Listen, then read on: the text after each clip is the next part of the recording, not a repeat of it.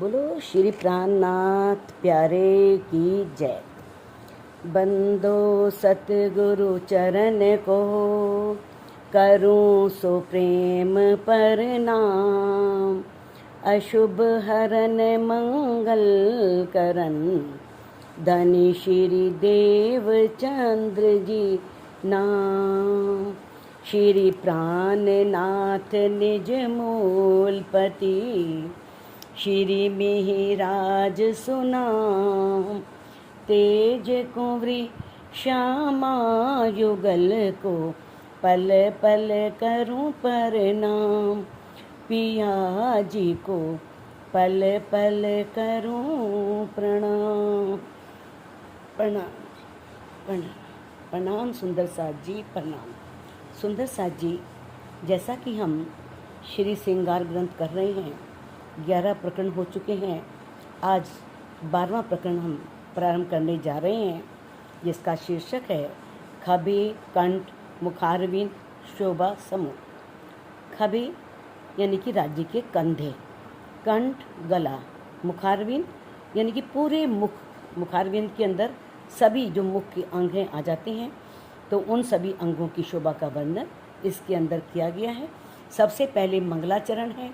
मंगलाचरण के बारे में आप जानते ही हैं, क्योंकि पहले भी मंगलाचरण कई बार आ चुका है और हम बता चुके हैं कि मंगलाचरण क्यों किया जाता है। मुख मेरे महबूब का रंग अति उज्जवल गुलाल। धामधनी अक्षरातीत इंद्रावती जी के धाम हृदय में बैठ कर के आज तक इस संसार में कोई भी जो पारब्रह्म है, पूर्ण ब्रह्म परमात्मा है, उनके सौंदर्य के बारे में, उनके स्वरूप के बारे में कोई नहीं जानता था। तो वो अपने स्वरूप और सौंदर्य का वर्णन इंद्रावती जी के धाम हृदय में बैठ करके करवा रहे हैं। अब इंद्रावती जी कहती हैं, मुख मेरे महबूब का, कि जो मेरे प्रीतम हैं, अक्षरातीत हैं, धामधनी, उनका जो मुख है वो बहुत सुंदर है। रंग अति उज्जवल गुलाल, बहुत अधिक उज्ज्वलता यानी कि सफ़ेदी, और उसमें लालिमा लिए हुए है। गुलाल लालिमा लिए हुए, ऐसा सुंदर उनका मुखारविंद है। अब इंद्रावती जी कहती हैं, क्यों कहूँ सलूकी नाजुकी। अब जो मेरे धामधनी हैं, उनका जो मुख है, उसकी शोभा के बारे में, उसकी कोमलता के बारे में कैसे वर्णन करूं, क्योंकि नूर तजल्ली नूर जमाल, जो नूर जमाल हैं मेरे प्राण प्रीतम अक्षरातीत, उनका नूर इस प्रकार का है, तो उसकी शोभा का मैं कैसे वर्णन करूं, जो अत्यंत सुंदर है। बाहें मेरे माशूक की प्यारी लगे मेरी रूह। अब जो धामधनी अक्षरातीत हैं मेरे प्रीतम, उनकी जो सुंदर बाहें हैं, प्यारी लगे मेरी रूह, मेरी आत्मा को बहुत ही प्यारी लग रही हैं। हक हुक्म यो कहावत सो वाई जाने हक हो। कहते हैं कि जो राज्य का हुक्म है, उनकी इच्छा ही मेरे से ये वर्णन करवा रही है, अन्यथा उनकी बाहों की शोभा के बारे में, सौंदर्य के बारे में मात्र धामधनी ही हकू, मैंने वास्तव में यथार्थ रूप में वो ही उस सौंदर्य को जानते हैं और वही इस सौंदर्य का वर्णन करवा रहे हैं। अंग रंग सलोकी सुभान की चकलाई उज्जल गोर। अंग रंग सलोकी सुभान की। सुभान इंद्रा जी कहती हैं, जो मेरे प्रीतम हैं, धामधनी हैं, उनके अंग रंग, उनके अंगों का रंग सलोकी बहुत उज्जवल है, बहुत सौंदर्य से युक्त है। चकलाई उज्जल गोर, और वो अत्यधिक गोरे रंग के हैं, ऐसी सुंदर उनकी शोभा है। नाम सुनत इन अंग के जीवरा ना होत चूर चूर। अब इंद्रावती जी कहते हैं कि बड़ा हैरानी होती है कि इन अंगों के सौंदर्य को सुन करके, जो धामधनी अक्षरातीत के अंग हैं वो इतने सुंदर हैं, उन्हें सुन करके भी जो मेरा जीव है वो चूर चूर नहीं हो पा रहा।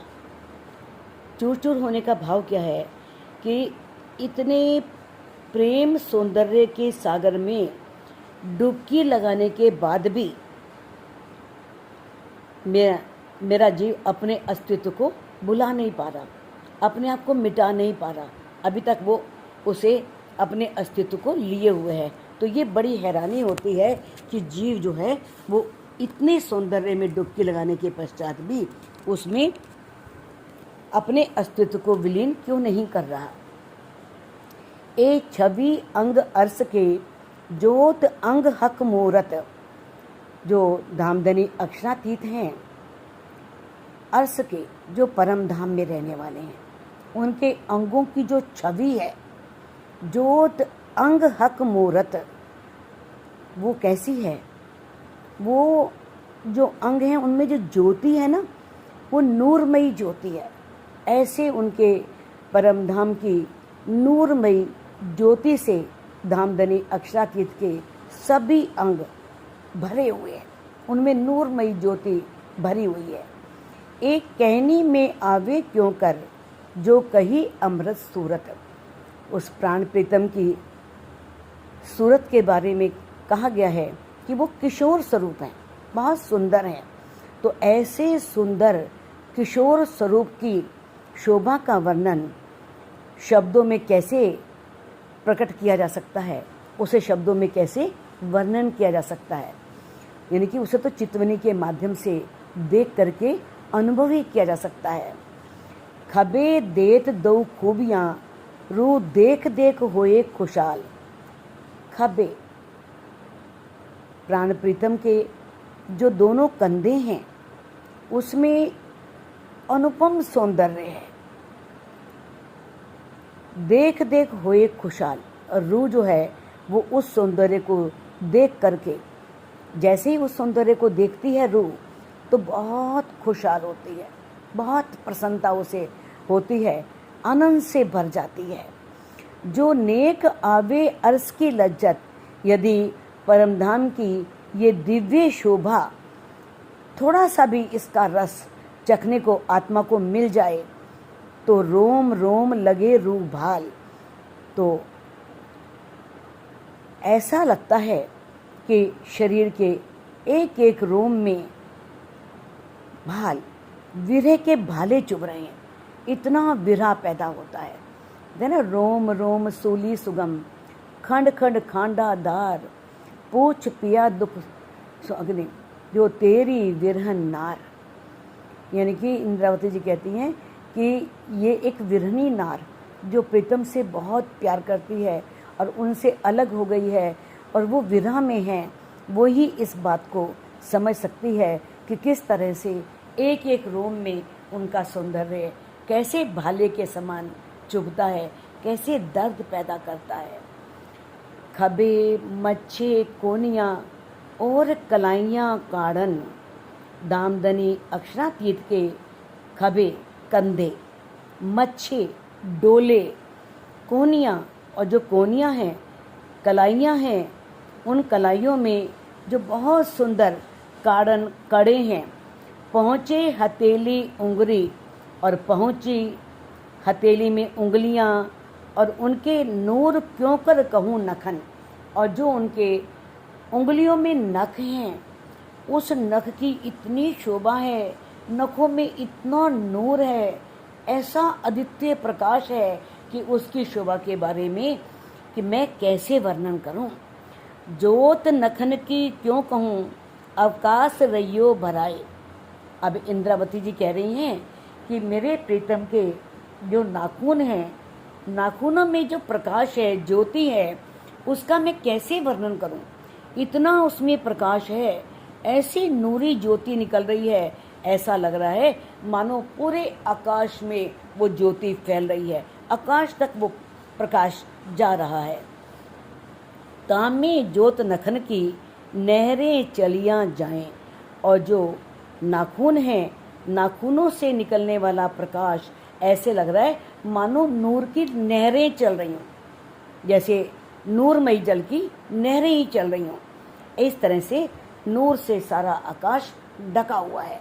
इतना नूरी नूर है धामधनी अक्षरातीत के नाखूनों के सौंदर्य में। कहते जो जो हाथ की उंगली होत है चलवन, जैसे जैसे धामधनी अक्षरातीत अपने हाथ की उंगलियों को हिलाते हैं, जैसे ही वो कोई इशारा करते हैं या कोई बात करते हैं, उनके हाथों की उंगलियां चलती हैं, त्यों त्यों नखजोत आकाश में नहरें चीर चली रोशन। वैसे वैसे उन नाखूनों की जो ज्योति है वो आकाश में ऐसा प्रतीत होता है मानो नूर की नहरें चल रही हों। इतना अधिक, यानी कि आकाश को चीरती हुई आगे बढ़ी चली जा रही हैं। ऐसे नूरमयी ज्योति निकल रही है मानो एक नहर प्रकट हो गई हो, और वो नूरमयी जल की नहर जो है वो आकाश को भी चीरती हुई आगे चली जा रही है। इतना आकाश उस सौंदर्य से परिपूर्ण हो गया है। एक अंग जो निरखिए तो निकस जाए उमर। अब इंद्रावती जी कह रही हैं कि हे सुंदर साथ जी, जो हमारे प्राण वल्लभ हैं, हमारे प्राण प्रीतम हैं धामधनी, उनके एक अंग की शोभा को देखा जाए तो निकस जाए उमर। तो एक अंग की शोभा में ही सारी उम्र निकल जाए। इतना सौंदर्य है कि उस अंग से निकलने को मन ही नहीं करता। एक अंग वर्णन न हो वहीं, जब एक अंग का वर्णन नहीं हो सकता कि एक अंग के वर्णन में ही ये सारी उम्र निकल जाए, तो होए स्वरूप वर्णन क्यों कर। तो उनके पूरे स्वरूप का वर्णन कैसे किया जा सकता है, किस प्रकार से उसका वर्णन हो सकता है। ये तो धनी सारे सौंदर्य को किस प्रकार से अपने रूहों की खातिर एक शब्दों में बांध करके इंद्रावती जी के धाम हृदय में बैठ करके प्रकट कर रहे हैं, ताकि सभी रूहों को इस सौंदर्य के बारे में पता लगे और वो अपने प्राण प्रीतम को याद करें, अपने घर की याद करें और किस तरह से विरह लेकर के धामधनी अक्षरातीत को पालें। अति गोर हस्त कमल, अति नरम अति सलोक। अब इंद्रावती जी कहती हैं कि धामधनी अक्षरातीत के जो दोनों हस्त कमल हैं, उनके जो दोनों हाथ हैं जो कमल के समान सुंदर, अति नरम, बहुत ही कोमलता, अति सलूक, बहुत सुंदरता लिए हुए हैं। उसमें कोमलता और सुंदरता अनुपम है, देखते ही बनती है। ये हस्त चकलाई देख के, अब हाथों की इस दिव्य सौंदर्य को देख करके, अलौकिक शोभा को देख करके इंद्रावती जी कहती हैं, जीवरा होत नहीं टुक टुक, कि मेरा जीव जो है वो धामधनी यानी कि अक्षरातीत के प्रेम में टुकड़े टुकड़े क्यों नहीं हो जाता। यानी कहने का भाव यह है कि अपने आप को न्यौछावर क्यों नहीं कर देता, अपने स्वयं के अस्तित्व को क्यों नहीं मिटा रहा, उसमें मैं क्यों बनी हुई है। अब क्योंकि इतना सौंदर्य के पश्चात तो जीव को अपने आप को पूर्ण रूप से समर्पित कर ही देना चाहिए। काड़े कलाई कोनिया इन अंग रंग सलोक, धामधनी अक्षरातीत की कलाइयों में अति सुंदर कड़े हैं, बहुत सुंदर सुशोभित हो रहे हैं कड़े, उनकी शोभा अनुपम है। कोनिया, उनकी जो कोनियाँ हैं उनका रंग भी बहुत सुंदर है। इन अंग रंग सलोक, इन अंगों का रंग बहुत ही सुंदर है, अनुपम है, अद्वितीय है, शोभा से परे हैं। फिर मच्छे खबेलक देखिए, और फिर जो मच्छे डोले हैं, कंधे हैं, उन कंधों की अनुपम सौंदर्य को देख करके रूह क्यों ना होए भूख भूख। मेरी जो रूह है जो वो अपने आप को निछावर क्यों नहीं कर रही, टुकड़े टुकड़े क्यों नहीं करेगी, अर्थात अवश्य करेगी, क्योंकि इतना सौंदर्य देख करके जीव रह सकता ही नहीं, वो अपने आप को पूर्ण रूप से समर्पित करेगा ही करेगा। ए अंग सारे रस भरे, सब संदो संद इश्क। अब इंद्रावती जी कहती हैं कि धामधनी अक्षरातीत के सभी जो अंग हैं, उन अंगों में सौंदर्य का मधुर रस भरा हुआ है। सारे रस भरे, आनंद से भरे हुए हैं। सब संदो संद इश्क। और जो जोड़ हैं अंगों के, एक एक जोड़ में इश्क की प्रेम ही प्रेम झलक रहा है, सब में प्रेम दिखाई दे रहा है। इतने अधिक उनके अंग जो हैं, एक एक जोड़ जो है वो सब में इश्क प्रवाहित हो रहा है। सहूर किए जिवड़ा उड़े, अर्स अंग वाहिदत हक।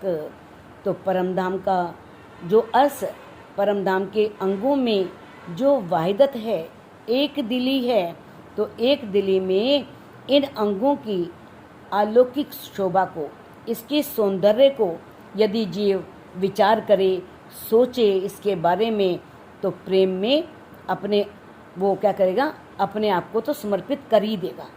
यानी कि वो अपने अस्तित्व को रखेगा ही नहीं और वो अपने आप को पूर्ण रूप से भुला देगा। जीवरा न समझे अर्श को, ना सहूर करे वाहिदत। जीव जो है वो परमधाम की को समझता ही नहीं है, परमधाम की महिमा को समझ ही नहीं पा रहा है कि परमधाम की महिमा क्या है। ना सहूर करे वाहिदत, परमधाम में जो वाहिदत है, एक दिली है, उसके बारे में भी चिंतन नहीं कर पा रहा है, उसको भी समझ नहीं पा रहा है। कहते और जो रोए हैं वो परमधाम से इस माया के ब्रह्मांड में आकर के धनी हमें कितना प्यार करते थे, कितना लाड लटाते थे, उस लाड़ के, उस प्रेम के लज्जत को भी भूल गई हैं। वो भी उन्हें याद नहीं है, उन्होंने भुला दिया है। और ना ही उन्हें अपनी निस्बत की याद है कि उनका धामधनी से क्या संबंध है, किस प्रकार से वो उन्हीं की अर्धांगिनी है, उन्हीं की ब्रह्मात्माएं हैं। यानी कि उन्हें इस माया के ब्रह्मांड में आकर के निस्बत की भी पहचान नहीं रही। अगर निस्बत की पहचान होती तो किस प्रकार से धनी को भूल सकती थी। ना उन्हें वाहिदत याद है, ना निस्बत याद है, ना ही धनी के द्वारा जो परमधाम में धनी ने रूहों से इतना प्रेम किया, इतना लाड किया, वो रस भी, वो आनंद भी उनको भूल गया है। अब आगे 14वीं चौपाई आती है जिसमें मंगलाचरण संपूर्ण हो गया है। अब आगे जो वर्णन हो रहा है, अब कहूँ कंठ शोभा मुख की।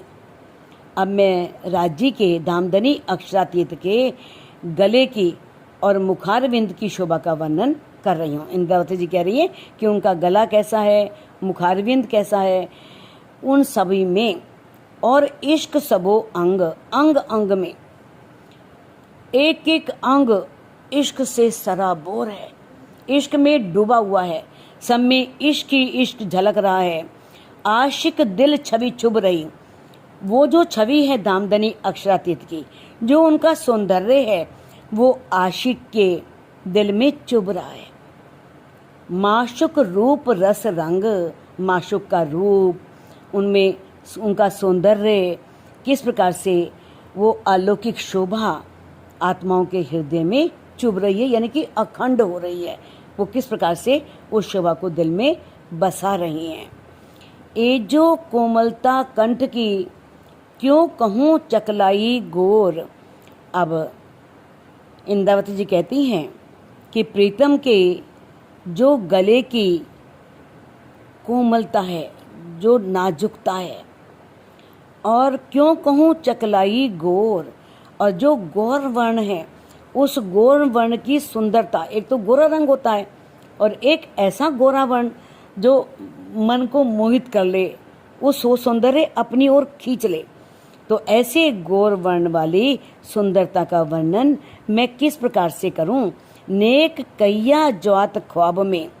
बस इंद्रावती जी कहती हैं ये थोड़ा सा मैंने इस माया के ब्रह्मांड में रह करके जितनी मेरे पास बुद्धि थी, जितना धनी ने मुझे विवेक दिया, उस विवेक से मैंने इस सपने के संसार में थोड़ा सा वर्णन कर पा रही हूँ। यानी कि पूर्ण यथार्थ वर्णन मुझसे नहीं हो पा रहा, क्योंकि ये तन भी नश्वर है, इस तन के में जो हमें धामधनी अक्षरातीत ने जो अंग दिए हैं वो भी नश्वर हैं। तो इस नश्वर अंग से उस अखंड सौंदर्य का वर्णन जैसा वास्तव में होना चाहिए था वैसा वास्तव में नहीं हो पा रहा है। तो कहती है मैं थोड़ा सा जो अपनी बुद्धि के माफक थोड़ा सा सौंदर्य का वर्णन कर पा रही हूँ। गौर कहती हूँ मुख से सो देख के अंग इतका। यदि मैं गौर वर्ण भी कहती हूँ तो किस लिए कहती हूँ? क्योंकि मैंने यहाँ पर इस संसार में जो मैंने देखा है, यहाँ के सुंदर अंगों को देखा है, तो मैं उस भाव से मैं गौर वर्ण कह पा रही हूँ। क्योंकि राज्य के सौंदर्य वर्णन में अपने मुख से वो गौर वर्ण इसलिए कह रही हैं क्योंकि उन्होंने यहाँ पर जो गौर वर्ण देखा है, लेकिन वो गौर वर्ण इससे बिल्कुल अलग है, अद्भुत है, अनुपम है। कहते हैं ये जुबा दृष्ट इत फना की। ये जुबा जो है, ये जो मेरी जिह्वा है और दृष्ट और जो ये दृष्टि है वो क्या है? इत फना की। ये इस माया के ब्रह्मांड की है जो नष्ट हो जाने वाला है, नश्वर है। शोभा क्यों कहे कंठ बका। अब जो अखंड परम धाम के अंग हैं उन अंगों के कंठ की शोभा को कैसे वर्णन कर सकती हूँ? कहते हैं उस शोभा का वर्णन नहीं कर पा रही हूँ। जैसी वो सौंदर्य है उस सौंदर्य को तो आप चित्वनी करके अनुभव से ही जान सकते हो, लेकिन यहाँ पर मेरे पास वो शब्द नहीं है जो मैं उस सौंदर्य का सही वास्तव में वर्णन कर सकूं। कंठ गोर कई सुख देवही जो कछु खोले रूह नजर।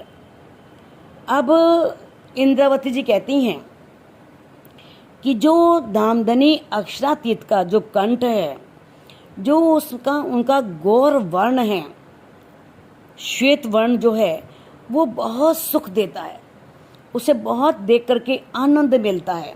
जो कछु खोले रूह नजर, यदि कोई अपनी आत्मिक दृष्टि को खोले, अंदर की नज़र को खोल करके देखे तो ये सौंदर्य बहुत सुख देने वाला है। सो होत हक के हुक्मे, ये सब राज्य के हुक्म से ही होता है। धामधनी का जब आदेश होता है, जब धामधनी चाहते हैं तभी हो सकता है। जिनने करी नजीक फजर, जिसने ब्रह्म सृष्टियों को क्या किया है? परम धाम का ज्ञान दिया और ज्ञान से उनके अंदर उजाला कर दिया, वही इस सुख को जान सकता है। राज्य के हुक्म से जिनके अंदर प्रकाश हुआ है, जिनके अंदर ब्रह्मवाणी के ज्ञान से धनी ने उजाला कर दिया है, प्रकाश कर दिया है और किस तरह से परम धाम को रूहों के नज़दीक कर दिया है, और वही इस सुख को ले सकती हैं। ए जो लज्जत लाड की सो भी हुई हाथ हुक्म। अब जो धामधनी अक्षरातीत रूहों को लाड़ देते हैं, उनसे जो प्रेम करते हैं, इन प्रेम की जो लज्जत है, स्वाद है, वो भी राज्य के हुक्म के हाथ में ही है। जब राज्य चाहते हैं तभी रूह उसका अनुभव कर सकती है। ये भी राज्य के हुक्म के अधीन है, आदेश के हाथ में है। जिन निस्बते बेशक करी ताए क्यों ना आवे लज्जत तन। जिस रूह ने निस्बत को जाना, अपने उस मूल संबंध के वो जान लिया, वही आत्मा क्या करती है? ब्रह्मवाणी का ज्ञान लेकर के ब्रह्मवाणी के ज्ञान के प्रकाश में बिल्कुल अपने अंदर संदेह को मिटा देती है, संदेह रहित हो जाती है, और वो क्या करती है? अपने मूल तन का रस का अनुभव करती है, मूल तन का रसास्वादन करती है। वही रूह कर सकती है। वही रूह पर आत्म का श्रृंगार सज करके परम धाम के भावों में खोए रहना, यानी कि जो श्री बीतक साई में अष्टपैर की लीला है, 25 पक्ष हैं, युगल स्वरूप की शोभा है, उसमें स्वयं को डुबोए रखना ही पर आत्म का स्वाद है। यही उसे आनंद आता है, लज्जत आती है। और किस तरह से? किनके? जिनके मूल तन परम धाम में हैं और जिनके तन जो ब्रह्मवाणी के ज्ञान के प्रकाश से बिल्कुल संदेह रहित हो गई हैं, वो रूहें ही उस लाड की लज्जत का अनुभव कर पाती हैं। ना तो बेशक जब निस्बत, तब रूह क्यों करे फरामोश। अन्यथा जब रूह बिल्कुल बेशक हो जाती है, उसे संबंध का पता लग जाता है और वो बिल्कुल संदेह उसका खत्म हो जाता है, तब रूह क्यों रहे फरामोश। तो रूह माया की फरामोशी में कैसे पड़ी रहेगी, क्यों पड़ी रहे। ए देह जो सुपन की, खिन में उड़ावे हक जोश। धनी के प्रेम का जो जोश है, जब वो आता है तो माया का ये तन, ए देह जो सुपन की, जो सुपने का तन है, वो तो रहना ही नहीं चाहिए। तो यहाँ पर प्रेम के जोश का वर्णन है, आवेश स्वरूप के जोश का नहीं। यानी कि बताया है कि किस तरह से, क्या ना, जो लो कहते हैं, जो लो इश्क उपजे नहीं, तो लो करो उपाय। कहते हैं इश्क जोश जब आवसी, पल में देसी पट उड़ाए। जब तक इश्क नहीं आता तब तक धनी कहवानी में बता रहे हैं वे किस तरह से रूह जो है वो लगी रहे। जैसे ही इश्क का जोश आएगा तो पल में सारे पर्दे उड़ जाएंगे और किस तरह से उसकी अंदर की नज़र खुल जाएगी और वो परम धाम को, अपने 25 पक्षों को और धामधनी अक्षरातीत को और अपने मूल तन को का साक्षात्कार करेगी और वो देख सकेगी। कहते हैं ए जो देखो सहूर करके, बई आड़ी हक आमर। अब इंद्रावती जी कहती हैं कि है सुंदर साज जी, आप देखो सहूर करके, चिंतन करके देखो, विचार करके देखो, तब तुम्हें पता लग जाएगा कि धामधनी का जो हुक्म है वो ही बाधक है। शरीर के छूटने में बाधक है, वो ही बाधक बन जाता है। ना तो बल करते धनी बेशक, ए देख ख्वाब रहे क्यों कर। अन्यथा धनी का प्रेम का जब बल बढ़ जाए, धनी के प्रेम के का जो जोर है अंदर आ जाए, प्रेम बहुत बढ़ जाए, तो ये सपन का शरीर रह ही नहीं सकता। कहने का भाव ये है, ये धनी के हुक्म के अधीन है। धनी जो चाहते हैं, जो उन्होंने दिल में लिया हुआ है, वैसे ही होता है। ये विचार करके देखो कि जो दामधनी अक्षरातीत हैं, उनका हुक्म ही शरीर के छूटने में बाधक है। यानी कि शरीर क्यों नहीं छूट रहा, इसलिए नहीं छूट पा रहा क्योंकि नहीं तो धनी के प्रेम का बल बढ़े तो बल पड़ने पर तो सपन का देह रहना ही नहीं चाहिए। लेकिन धनी ने उस तन से कोई काम करवाना है, उसे कुछ और आगे बढ़ाना है, तो इस कारण से वो तन रहता है। तो सुंदर साज जी इस चौपाई को अनम्यूट करके आप दोहरा सकते हैं। ए जो देखो सहूर करके,